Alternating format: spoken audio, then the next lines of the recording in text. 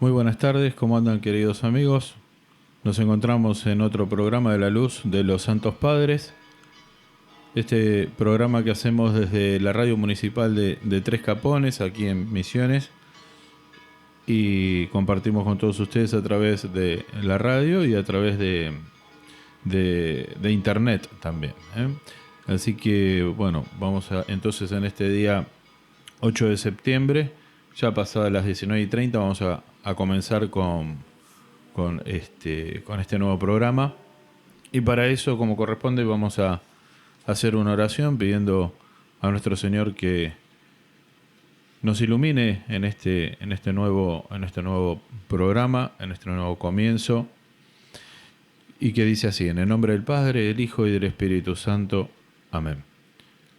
Oh Rey de los cielos, Consolador, Espíritu de la verdad, que estás presente en todas partes y todo lo llenas, tesoro de todo bien, dador de la vida, ven y fija tu morada en nosotros y purifícanos de toda iniquidad y salva nuestras almas, oh bondadoso. Entonces así damos comienzo a este nuevo ciclo de este programa, que se llama La Luz de los Santos Padres, donde tratamos cuestiones referidas a la Santa Fe de la Iglesia Católica Ortodoxa.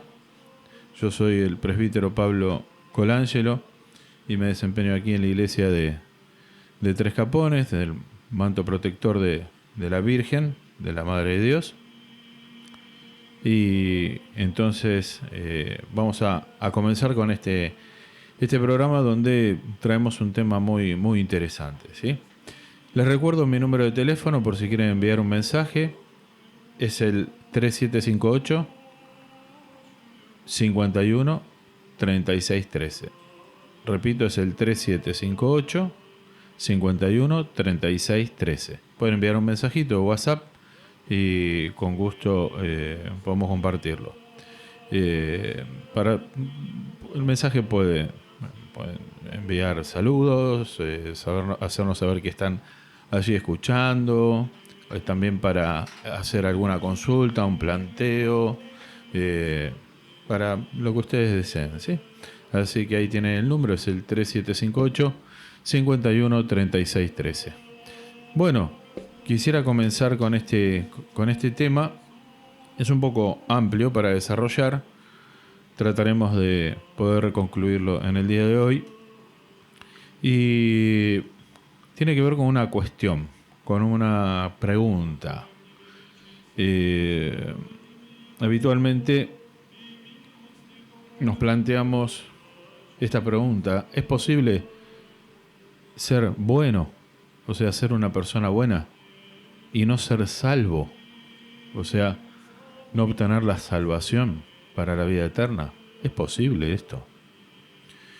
Entonces, podemos ampliar este planteo desde la visión de una persona que envía esta consulta, que dice: en todas partes está escrito que el cristianismo es una religión de salvación y que la tarea principal del cristiano es salvarse. Y para ello necesitas hacer el bien y evitar el mal. Claro, esto es muy hermoso y es convincente. Pero dice esta persona: no entiendo por qué es necesario convertirse en cristiano para esto. Después de todo, sabemos que hay muchas personas que son buenas, son amables, que no profesan el cristianismo y que sin embargo se esfuerzan por construir su vida de acuerdo con este mismo principio de hacer el bien y no hacer daño a nadie. Entonces, esta persona se sigue preguntando en este planteo: resulta que el bien hecho por los no creyentes, o sea, por los no cristianos, entonces ese bien no agrada al Dios de los cristianos. Pero en este caso, inclusive el bien de los que no son cristianos, en el sentido moral, ese bien que hacen es mayor, porque es un bien hecho en forma desinteresada. no está hecho a cambio de algo. Porque después de todo, un cristiano hace el bien con la esperanza de la recompensa de Dios. Y un incrédulo, una persona que no cree en Cristo, hace el bien sin esperar esa recompensa, lo hace por el bien mismo, ¿no? Entonces, aquí queda planteada la incógnita, la cuestión, el desarrollo de esta primera pregunta. ¿Es posible ser bueno y no ser salvo?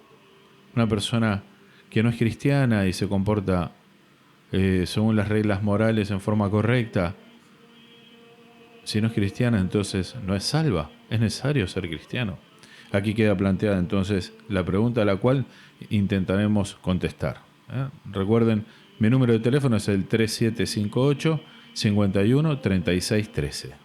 Bueno, ahí entonces tenemos planteada la incógnita, este planteo hecho con este razonamiento. Y entonces, ¿puede ser una persona que es buena no ser salvo solo porque no es miembro de la iglesia? ¿Puede? Esa es la pregunta, ¿no? Repito, ¿puede ser una buena persona alguien y no ser salvo porque no es miembro de la iglesia de Cristo? Y para responder esto, me voy a apoyar principalmente en un razonamiento de otro presbítero que se llama Alexander Kachenko y que dice algo así: la comprensión de la salvación que es frecuente en el mundo moderno es la siguiente, ¿no? La salvación para el mundo para el mundo moderno es la siguiente: las buenas personas se salvan y los malos en consecuencia perecen. Todo aquí parece claro, lógico y ya no necesita ninguna explicación.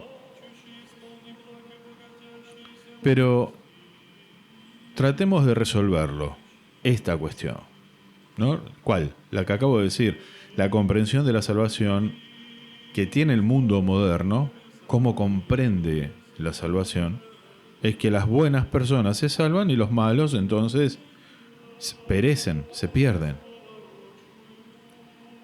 Pero, ¿quién es esta buena persona? ¿Por qué señales se puede determinar que esta persona es buena y digna de salvación? ¿No? Tenemos esas dos preguntas que nos podemos hacer. Primero, ¿quién es esa buena persona? ¿Y cuáles son las señales que determinan que esa persona es buena y se hace digna de la salvación? Aquí enfrentamos de inmediato entonces una serie de problemas, ¿no? Supongamos que el tío Pedro, hipotéticamente hablando, es un plomero que bebe regularmente, se toma su salario en bebidas y golpea a su esposa. Por otro lado tenemos a su vecino, que es un profesor de matemáticas, que es una persona que no bebe, es un trabajador concienzudo, un maravilloso hombre de familia.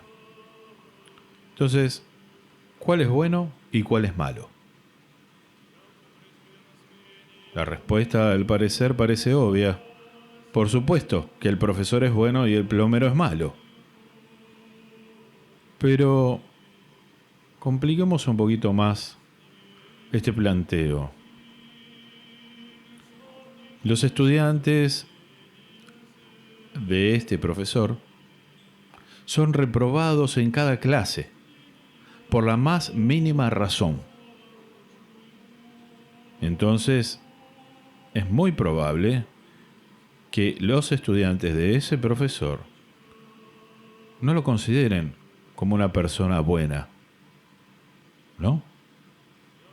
Después tenemos, por otro lado, los compañeros de bebida del plomero.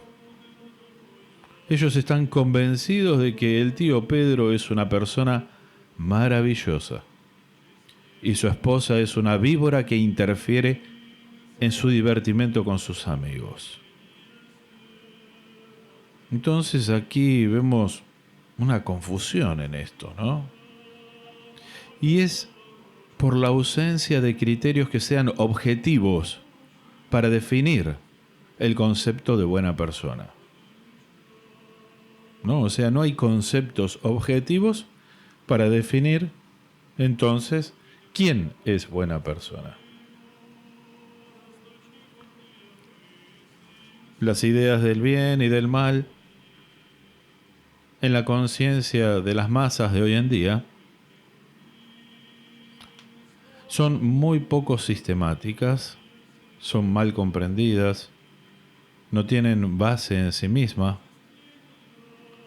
a excepción de las preferencias personales, de los estereotipos comunes, de las opiniones que se han desarrollado debido a la influencia del entorno social, de la crianza, de la educación recibida, ¿no? O sea, repito, para que podamos comprender las ideas del bien y del mal en la conciencia de las masas de hoy en día, son mal comprendidas.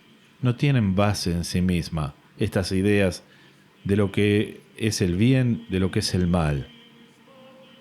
A excepción de ciertas preferencias personales, ¿no? De estereotipos comunes, de opiniones que se han sido desarrolladas por la influencia del entorno social, por la crianza de cada persona, por la educación. Entonces, en función de estas influencias, es como las masas actuales definen las ideas del bien y del mal. Lo que una persona actualmente considera que es decente para sí mismo, otra tal vez lo evaluará como un acto inapropiado y deshonesto. Por lo tanto, entonces, las categorías bueno o malo en la ética del mundo de hoy se asemejan cada vez más a un dicho que podríamos decir. Por ejemplo, un dicho popular: lo que es bueno para un ruso será la muerte para un alemán, ¿no? A veces lo que es bueno para uno es malo para el otro. Entonces, cuando nos dirigimos a la ética cristiana, aún vemos un cuadro que es más misterioso aún. El hecho es que en el cristianismo no existe el concepto de buena persona. No existe. Repito, en el cristianismo no existe el concepto de buena persona. Ninguno de los 27 libros del Nuevo Testamento contienen esta frase, ni siquiera una sola vez. En el cristianismo una persona no se identifica por sus cualidades, por sus acciones. En otras palabras, podemos animarnos a decir que el que hace el mal no se lo llama malo en el Evangelio, y tampoco se define como bueno al que hace buenas obras, ¿no? Parece paradójico esto, pero si somos objetivos al analizar, vamos a encontrar esa realidad. Además, otra cosa, ¿no? Los cristianos tienen una prohibición estricta de definiciones de este tipo. No podemos decir, este es bueno, este es malo, porque el Señor dijo, no juzguéis, sino para no ser juzgado. No condenes y no serás condenado. Perdona y serás perdonado. Por lo tanto, es obvio que los criterios de la salvación deben buscarse donde no hay división de personas entre buenos y malos. La salvación no tiene que ver con que si el criterio justamente tal es bueno o tal es malo. No podemos nosotros definir eso. Tenemos prohibido juzgar No juzguéis para no ser juzgado, no condenes y no serás condenado. Perdona y serás perdonado. Bien, estamos en la radio municipal de Tres Capones, estamos también a través de internet, transmitiendo este programa de la luz de los Santos Padres, donde tratamos cuestiones de la fe, de la Iglesia Católica, Apostólica, Ortodoxa, y compartimos con todos ustedes, ¿no? Y estamos tratando el tema inicial, una pregunta: ¿es posible ser bueno y no ser salvo? O sea, ¿es posible que una persona sea buena y no se salve? ¿Es necesario ser cristiano? Esa es la cuestión, ¿no? Porque en este planteo inicial podemos decir, hay personas que a primeras vistas identificamos como buenas, pero no son cristianas. ¿Es posible que no sean salvas esas personas? Ese es el planteo que estamos haciendo hoy y estamos respondiendo justamente a la luz de la enseñanza de la Iglesia, de la Santa Iglesia Católica, Apostólica, Ortodoxa. Queridos amigos, vamos a hacer un pequeño break para poder analizar esto que estamos charlando. Pueden, si quieren, enviar un mensaje al 3758-51-3613. Bueno, estamos planteando entonces este razonamiento inicial, ¿no? ¿Es posible ser bueno y no ser salvo? ¿Existe esa posibilidad? Y entonces veníamos planteando de que ese criterio de bueno o malo muchas veces lo armamos en una forma subjetiva. Habíamos dado el ejemplo un poquito más atrás de Pedro el plomero y del profesor su vecino, ¿no? Allí entonces se veía cómo muchas veces nosotros equivocamos el camino al definir tal persona qué buena que es o tal persona qué mala que es. Primero que estamos abriendo juicio, no importa si decimos que sea bueno, estamos abriendo juicio, estamos haciendo un juicio, estamos juzgando cómo es esa persona, no la acción, sino estamos juzgando a la persona en sí misma. Y nosotros no conocemos el corazón de cada persona, ¿no? Entonces, siempre nuestra evaluación es subjetiva. Y estamos hablando de la salvación por medio de Cristo. Entonces, siguiendo con esta línea de razonamiento, podemos decir, por ejemplo, un hombre que se está ahogando es aquel que necesita realmente la salvación, que muere y ya no se puede ayudar a sí mismo, ¿no? Un hombre que se está ahogando es aquel que realmente necesita la salvación, que muere y ya no puede ayudarse a sí mismo. En cambio, si una persona que está en el agua tiene algún problema, pero él puede lidiar con esos problemas sin ninguna ayuda externa, entonces difícilmente podemos decir que esa persona se esté ahogando porque lo está pudiendo resolver, ¿no? Entonces, aquel que está en el agua y se está ahogando es el que inminentemente se está por morir y ya no puede hacer nada por sí mismo. Cuando nosotros miramos la doctrina cristiana de la salvación, o sea, la enseñanza de la Iglesia sobre la salvación, encontramos este mismo principio de recién. Solo uno que está perdido es el que puede ser salvo. ¿No? Una persona que está verdaderamente en problemas es la que puede ser salva. Se supone que alguien que no está en problemas no necesita, entre comillas, de esa salvación.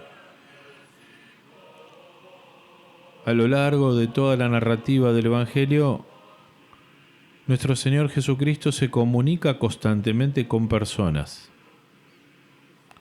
Y son personas a las que difícilmente se las podría llamar como buenas. Los publicanos, las rameras, los pecadores, son quienes acudieron a Él, con la esperanza de encontrar el perdón de sus pecados. Ninguno de ellos fue condenado ni rechazado por Cristo. Ninguno. Jamás Cristo rechazó a ellos que iban a buscar el perdón de sus pecados. Además, fíjense qué curioso y qué lejana está la sabiduría de Dios de la sabiduría del ser humano, ¿no? La primera persona en entrar al reino de los cielos fue un delincuente, un ladrón, crucificado junto a Cristo en el Calvario. Esa fue la primera persona que ingresó al reino de los cielos. No, así lo cuenta el Evangelio. ¿Qué dice el Evangelio? Llevaron con él, con Cristo, a la muerte a dos malhechores. Cuando llegaron al lugar llamado Calavera, lo crucificaron a él, a Cristo, y a los malhechores. Uno estaba a la derecha, el otro a la izquierda. Uno de estos villanos lo maldijo diciéndole: si tú eres el Cristo, entonces sálvate a ti mismo y a nosotros. El otro, por el contrario, lo tranquilizó y le dijo: ¿acaso no le temes a Dios cuando tú mismo estás condenado a lo mismo? ¿No? O sea, le decía al otro ladrón. Nosotros somos justamente condenados, porque estamos recibiendo lo que era digno de acuerdo con nuestras obras. Pero Él, refiriéndose a Cristo, no hizo nada malo. Y Jesús le dijo, y le dijo a Jesús: acuérdate de mí, Señor, cuando vengas a tu reino. ¿Y qué le contestó nuestro Señor? De cierto te digo que hoy estarás conmigo en el paraíso. Entonces, aquí vemos cómo, según los criterios de la sociedad, el primero en entrar en el reino de los cielos no fue justamente una buena persona. Pero entonces, ¿a quién es que condena a Cristo? Fíjense, curiosamente, Cristo condena a aquellos quienes la mayoría de la gente consideraban como buenas, como personas buenas, e incluso eran considerados como los justos, como los rectos. ¿Quiénes eran? Los fariseos, los escribas, los ancianos del pueblo israelita. Cristo les dijo: de cierto os digo que los publicanos y las rameras van delante de vosotros al reino de los cielos. Bueno, ¿quiénes son las rameras? No hay necesidad de explicarle a nadie hoy en día. Pero los publicanos del Evangelio eran recaudadores de impuestos del propio pueblo israelita, que eran reclutados para recaudar para el tesoro romano. Ellos aprovechaban esa posición privilegiada y robaban en forma descarada a sus compatriotas, cobrando mucho más de lo que debían. Y fíjense, Cristo apreciaba más a las rameras, a los publicanos, a los pecadores, que a esas personas buenas, entre comillas, que eran los fariseos, los escribas y los ancianos del pueblo. El motivo de esta valoración es muy sencilla. Todos los pecadores que acudieron a Cristo para pedirle el perdón de sus pecados tenían algo en común. Todos esos pecadores que acudían tenían algo que compartían, algo que tenían en común. Ellos estaban absolutamente seguros de que no tenían ningún mérito ante Dios, que no eran dignos delante de Dios. Ellos eran rechazados por su pueblo. Todos sabían que no merecían nada más que la condenación de las personas o del propio Dios. Solo podían contar con una cosa. Podían contar solo con la gracia de Dios. Y ellos recibieron la gracia. Esto, claro, por supuesto, no significa que Cristo solo salva a criminales y a sinvergüenzas. Pero, ¿saben qué? Quien se ha hundido hasta el fondo comprende mejor que se está ahogando. Y a veces, cuando se está bien abajo, es más fácil empujarse tomando el impulso desde el fondo hacia arriba. En uno de los libros de la Biblia se lo llama a Dios con unas palabras que son asombrosas. Se lo llama como el Salvador de los desesperados. La esencia misma del cristianismo se expresa con mucha precisión en esta frase. ¿A quién salva Cristo? Salva a aquellos que, encontrándose en una situación desesperada, que no tienen más esperanza, le piden ayuda sin esperar nada más que ello. Entonces, si una buena persona, como decíamos al principio, que no es cristiana, o sea que no cree en el plan de Cristo, espera ser salva, entonces puede haber solo dos explicaciones para esto. O esta persona no comprende qué es el cristianismo católico ortodoxo, o no considera que su posición entonces sea realmente desesperada, ¿no? Alguien así puede confiar en sus propias fuerzas, o tal vez en la ayuda de otra que no sea Cristo. Y que sí, está en su derecho. Dios no le quita a nadie la libertad de elegir. Pero todas las personas buenas, y también las malas, deben comprender claramente cuál es la magnitud de este problema. Que Cristo salva a los que han aceptado a Él como su Señor y su Salvador. Bueno, estamos tratando este tema que realmente es muy apasionante porque muchas veces nos viene a la cabeza, ¿no?, esta pregunta. ¿Una persona que es buena puede ser salva por sus méritos, o sea, por el hecho de ser buena, por no hacer el mal a nadie? Y entonces, eso es lo que estamos tratando de responder en el día de hoy. Vamos a hacer un pequeño corte, pueden enviar un mensajito.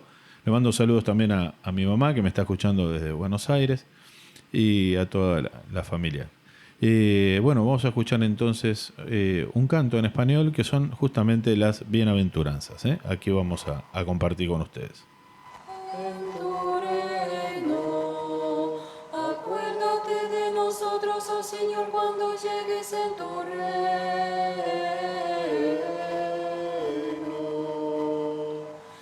Bienaventurados los pobres en espíritu, porque de ellos es el reino de los cielos.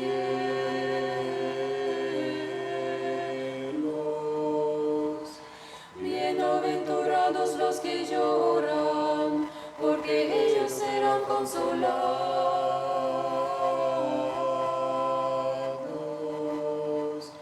Bienaventurados los mansos, porque ellos heredarán la tierra.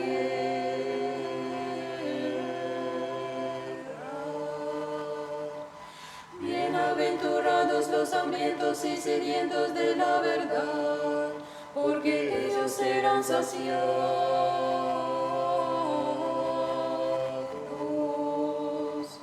Bienaventurados los misericordiosos, porque ellos obtendrán misericordia.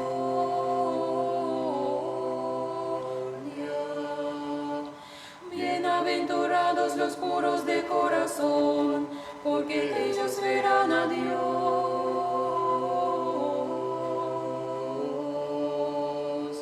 Bienaventurados los pacificadores, porque ellos serán llamados hijos de Dios.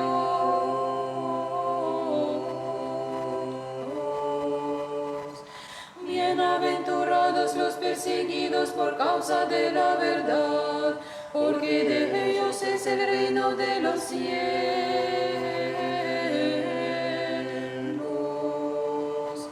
Bienaventurados sois cuando los injurian y persiguen, y dicen toda clase de maldad contra vosotros por mi causa mintiendo.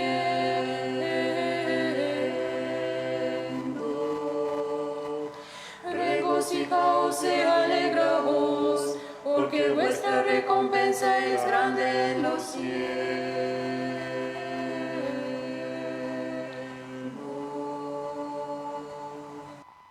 Bueno, aquí estamos con más programa de la luz de los Santos Padres que transmitimos por la radio municipal de Tres Capones y también lo hacemos por medio de su streaming por internet. Como siempre agradecemos a Nicolás que nos permite estar aquí en la radio compartiendo con todos ustedes estos programas. Tenemos algunos mensajitos. Uno que dice: pienso que el que espera ser salvado es porque cree en Cristo, ¿no? El que no cree no espera nada, no sé si me explico. Claro, quiere decir, o sea, sucede que la persona que no cree en el plan de Cristo, que no cree en la buena nueva, o sea, en el Evangelio de Cristo, probablemente pueda pensar de que no necesita ser salvo de nada, que no hay nada por lo cual deba ser salvo. Y eso justamente es lo que voy a comentar un poquito más adelante, ¿no? Sobre este mismo tema.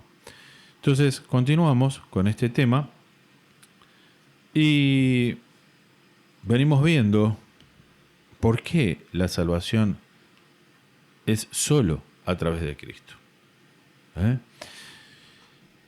Y podemos decir que ningún ser humano conoce su futuro. Eso lo sabemos todos. Nadie conoce su futuro. El mundo que nos rodea está cambiando constantemente y en forma muy rápida. Junto con los cambios del mundo, nosotros mismos también vamos cambiando. Cada momento que vivimos trae nuevas circunstancias a nuestra vida, ¿no? Lo que nos va obligando a veces a ajustar nuestros planes, incluso en el futuro muy cercano. Nosotros a veces, como dice el dicho, uno propone y Dios dispone.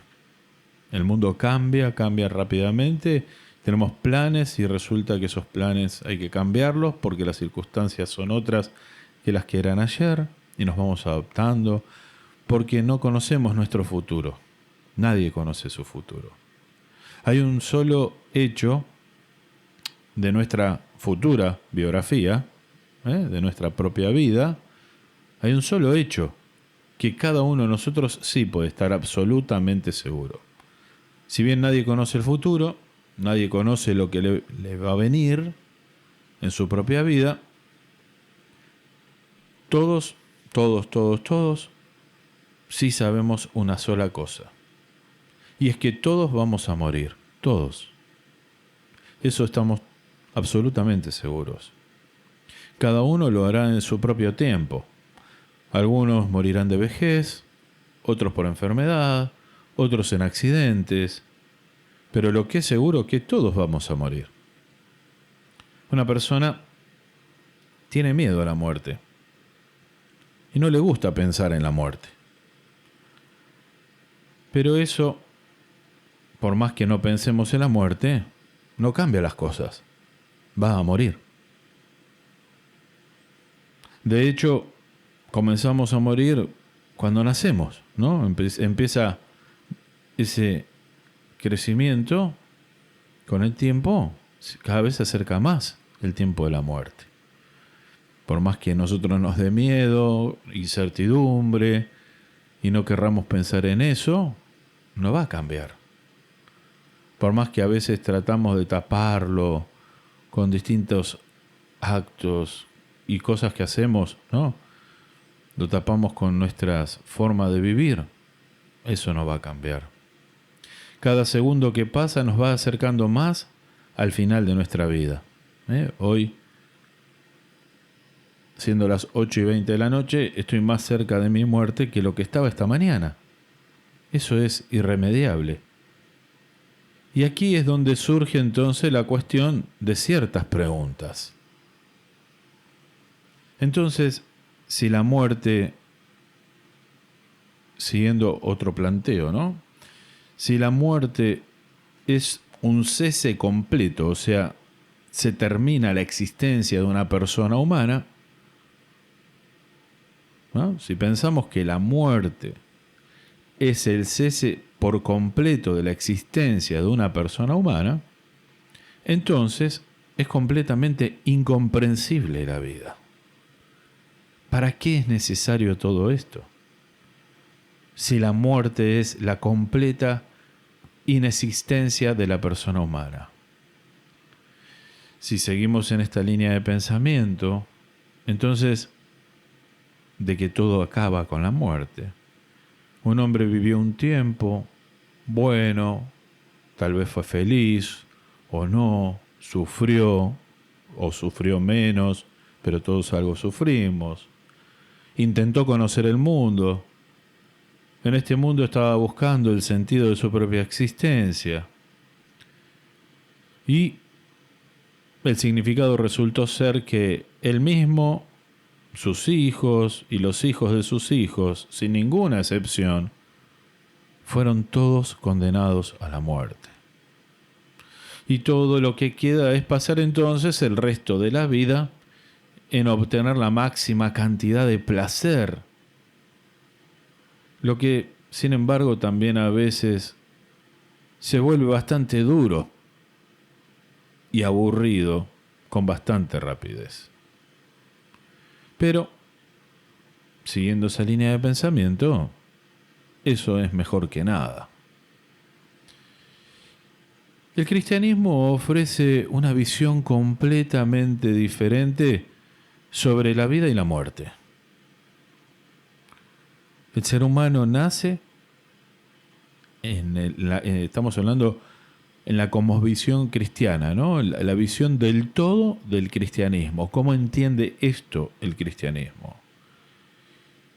El hombre nace para vivir para siempre. La muerte, para los cristianos, no es el final, sino que simplemente es una transición a una forma distinta de existencia. Y esta existencia última, la de la vida venidera, no la de esta vida en este mundo, sino la próxima, esa existencia depende en forma muy directa de cómo una persona vivió su vida terrenal. En otras palabras, podemos usar nuestra vida terrenal como un trampolín hacia la vida eterna. Pero ¿cómo sucede esto? Solo lo podemos entender cuando descubrimos qué es la muerte. ¿Y de dónde vino la muerte? Ya lo hemos hablado en otras ocasiones, pero amerita hacer, ¿no?, un reconto de esta situación. La doctrina cristiana afirma que Dios no creó la muerte. Desde un punto de vista religioso, la muerte es un resultado ¿de qué? La muerte es el resultado de la libertad mal usada que Dios le concedió a los primeros habitantes de este mundo.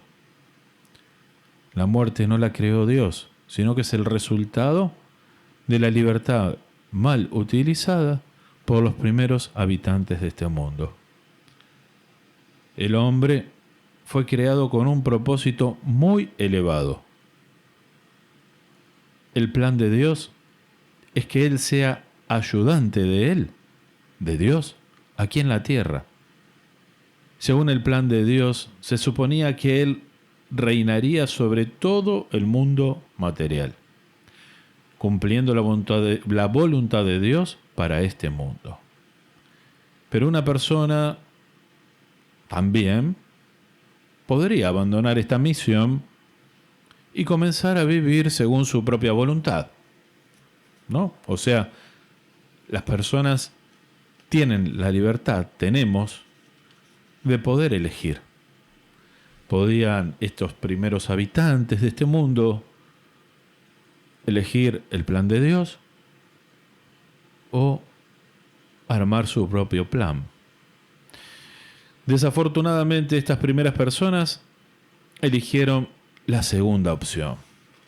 Y entonces no se atribuye ni una sola buena acción realizada por ellos. Perdón, acá me equivoqué en lo que venía siguiendo. Perdón.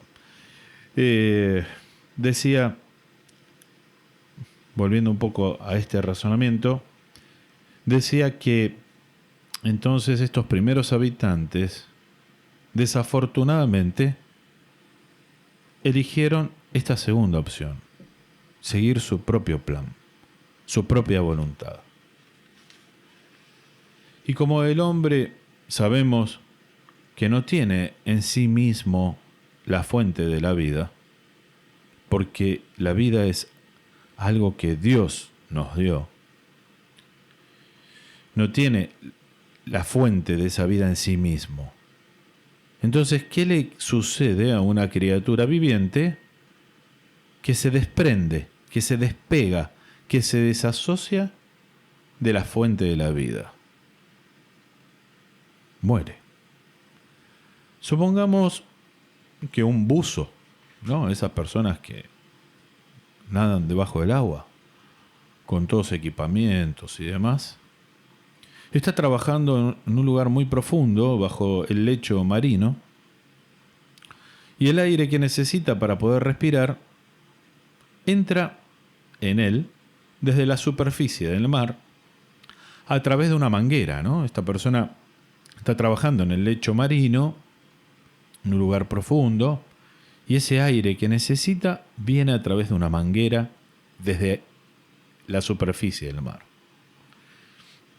Repentinamente, el buceador decide que esta manguera le está molestando para tener mayor libertad de movimiento.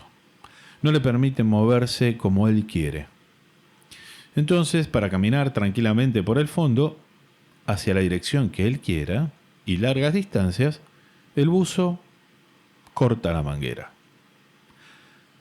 El destino de este buzo es obvio: la muerte.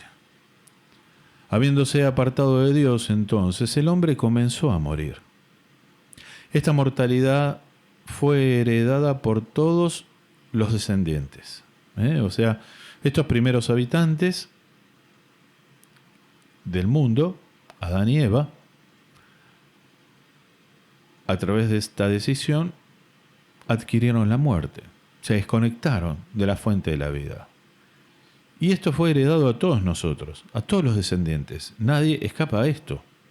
El apartarse de Dios como fuente de la vida provocó cambios patológicos cambios de enfermedad, podemos decir, en la naturaleza no solo espiritual, sino también física del hombre. Se podría decir que contrajo una enfermedad fatal que se hereda a pesar de todos los esfuerzos humanos. Esa enfermedad que nosotros recibimos es totalmente incurable. Nadie puede curarse de esta enfermedad. Todos inevitablemente vamos a morir. Pero lo imposible para los hombres, como dice el Evangelio, es posible para Dios. El mismo creador de este mundo vino aquí, a la gente, a la tierra, para curar la naturaleza enferma del ser humano. Y así entonces restaurar esa conexión que se había roto entre el hombre y Dios. El retroceso se debió justamente ¿a qué? ¿Por qué ocurrió esto? Por la desviación de la voluntad humana hacia el mal, ¿no? O sea, el ser humano eligió el mal voluntariamente. Por lo tanto, para ser salvo, una persona debe alinear su voluntad con la voluntad de Dios. ¿Y cómo se expresa esto? Cumpliendo los mandamientos de Dios. Entonces, aquí, al parecer, está la respuesta a esta pregunta, que dice así: ¿puedes simplemente ser una buena persona, cumplir los mandamientos y por lo tanto ser salvo sin ser cristiano? Repito, ¿puedes simplemente ser una buena persona, cumplir los mandamientos y por lo tanto ser salvo sin ser cristiano? Aquí nos enfrentamos a otra paradoja que nos plantea el cristianismo, y es el hecho de que el momento más importante en la fe de los cristianos, repito, el hecho de que el momento más importante en la fe de los cristianos es la convicción de la persona de su total incapacidad para cumplir con cualquiera de los mandamientos de Dios. Repito, el momento más importante en la fe de los cristianos es cuando logra la convicción total, o sea, se da cuenta de su realidad, de nuestra realidad, que es la completa incapacidad que tenemos para cumplir con cualquiera de los mandamientos de Dios. Somos incapaces.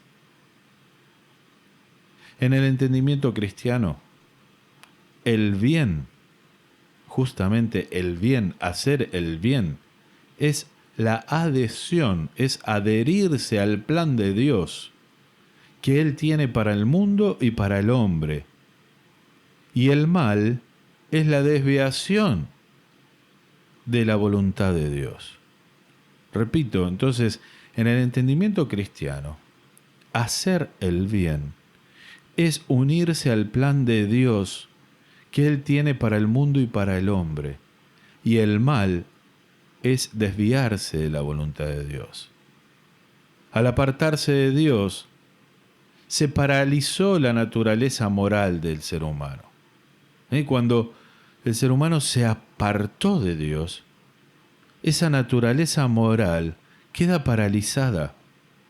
Todas las cualidades espirituales, originalmente destinadas a buenas acciones, se vieron trastornadas por esta enfermedad que hemos recibido por la transmisión de generación tras generación.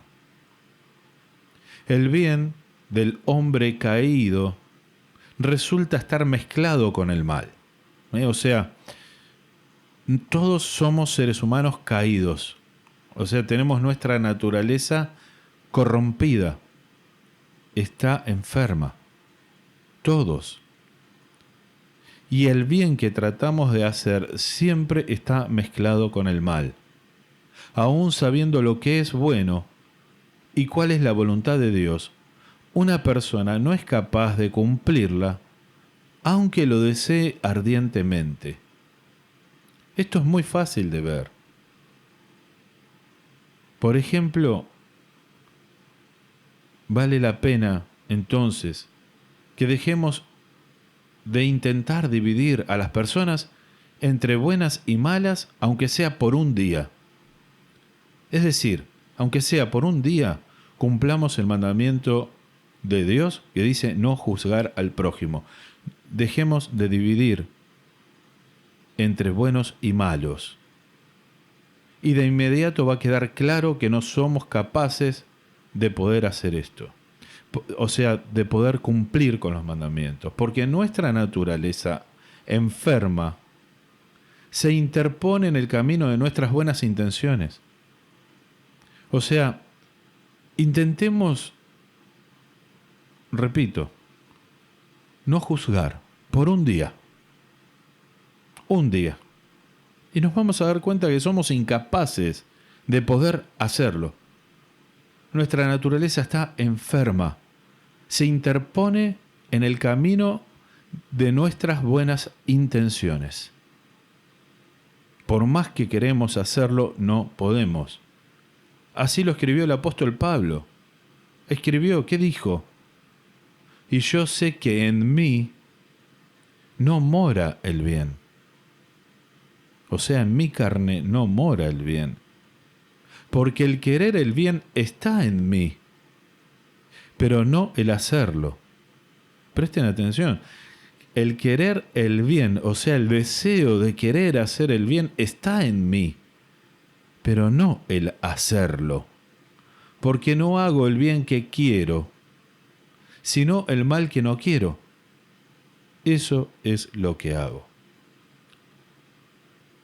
Entonces, si nuestro Señor Jesucristo le diera a la gente mandamientos simplemente como un conocimiento formal para saber lo que es bueno, sería increíblemente cruel. Porque entonces si no podemos cumplirlos, ¿para qué los tenemos? Los mandamientos habrían sido entonces un muro infranqueable para el hombre enfermo, el hombre caído, su naturaleza caída. Los mandamientos se transforman en algo que es infranqueable. No podemos cumplir por nuestras meras fuerzas con los mandamientos de Dios. Pero ¿saben qué? El Señor prometió su ayuda a todo aquel que se atreva a vivir según sus mandamientos. Dios promete su ayuda a todo aquel que se atreve a vivir sus mandamientos. Él dijo, ahora estoy con ustedes todos los días hasta el fin de los tiempos. Cristo dijo, estoy con ustedes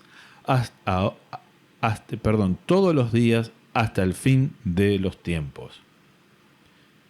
¿Saben qué? A esta ayuda, los cristianos lo llamamos ¿cómo? Lo llamamos la gracia.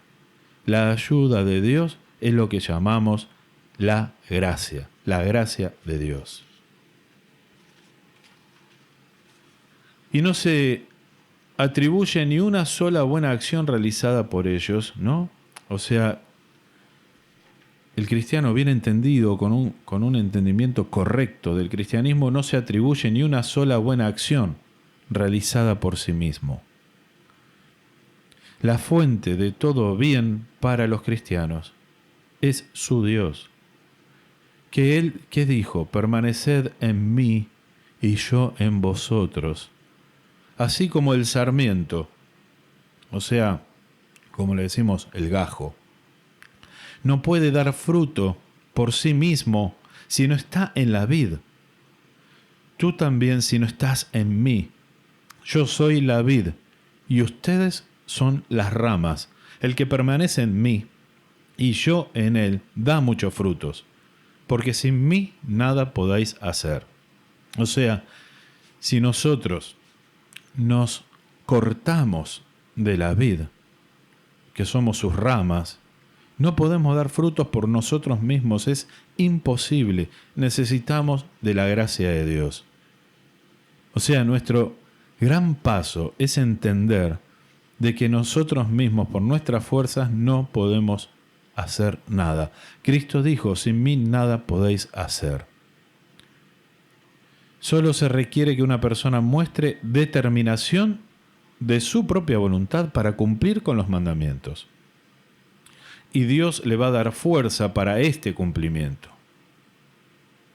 En el lenguaje de la teología, a esto se llama la co-creación del hombre y Dios en la obra de la salvación. Sinergia, la unión de nuestra voluntad a la voluntad de Dios.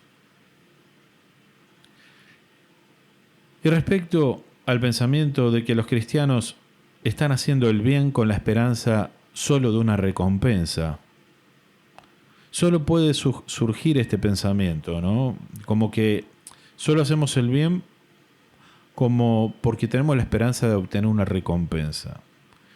Este pensamiento solo puede surgir en aquellos que no conocen las palabras de Cristo. Cristo dijo, cuando hayas hecho todo lo que se te manda, di, somos esclavos inútiles, porque hicimos lo que teníamos que hacer. O sea, lo hacemos porque lo tenemos que hacer, no porque esperamos recompensa. La iglesia es un hospital y el médico de este hospital es Cristo. Los cristianos somos todas personas enfermas que intentamos cumplir exactamente con lo que nos manda a hacer el médico, que es Cristo. Y la recuperación de nuestra enfermedad, en cierto sentido, se podría ver en sí como la recompensa por esa determinación que tenemos de ir a curarnos a la iglesia, al hospital, donde atiende Cristo. Pero la salvación es la unión del espíritu humano con el espíritu de Dios.